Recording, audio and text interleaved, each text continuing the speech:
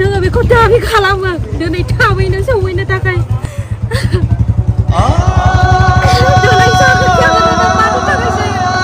दिनै बुहुमखौ मानि थाखाय जाया जोंनो बेखौ नांगौ सिनै मानो बुंख'वा दिनै दासिमबो जागोन होननानै मानो बुंख'वा दिनै जोङो बेसेबां गोबाव नेबाय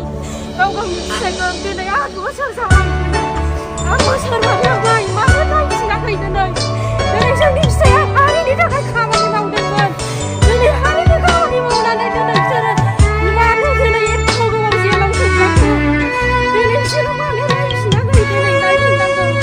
दिनै खुलुमनाय गासैखौबो रायजो राजा दिनै सानखौ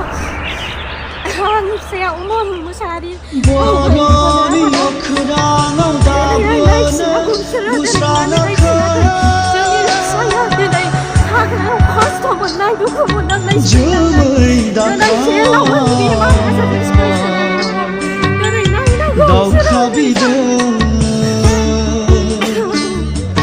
जोमै दाखा दावखा बिदों अराय समा दाबोनो नाख्रेबजानाय